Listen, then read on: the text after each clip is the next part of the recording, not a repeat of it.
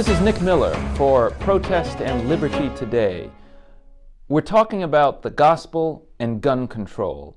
Our country is still reeling from the events of a day or two ago in Las Vegas, where a gunman, for reasons we don't yet understand, shot and killed 59 people and injured another 527. He used a combination of semi-automatic weapons that had been modified to fire in an automatic way, and it resulted in horrible slaughter and carnage.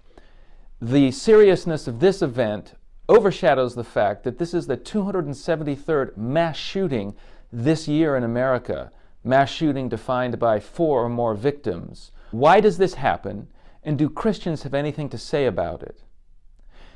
The Seventh-day Adventist Church actually has made a statement on assault weapons. In 1990, it took a position that there should be a ban on sales of assault weapons, including automatic and semi-automatic weapons, to civilians. They cited the example of Christ, who came to heal and save and not to kill, who told Peter to put up his sword and said, "Those that live by the sword shall die by the sword." Another biblical passage that's relevant to this is the 6th commandment, which prohibits murder.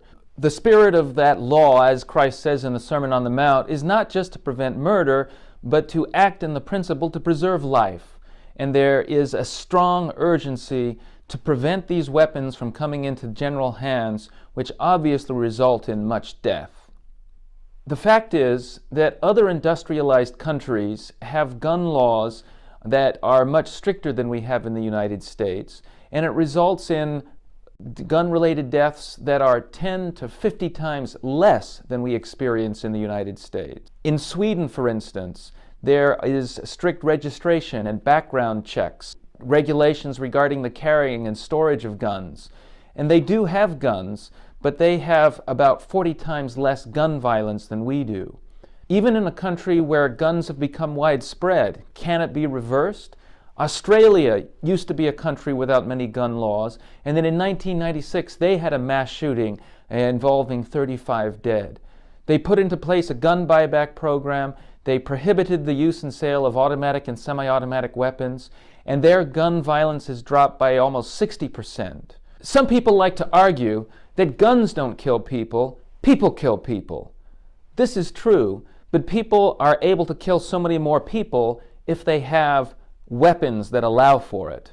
A man with a knife or a simple handgun is simply not going to kill 59 people in a few minutes. Others have said, well, look, somebody can use a car or a plane. And yet these are objects with legitimate and helpful uses to the community. And as the church said in its statement, these automatic and semi-automatic weapons have no legitimate recreational use. They are simply made to kill.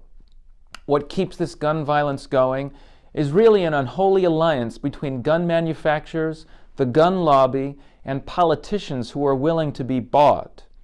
Christians need to protest these abuses in the name of God and humanity. This is Protest and Liberty Today.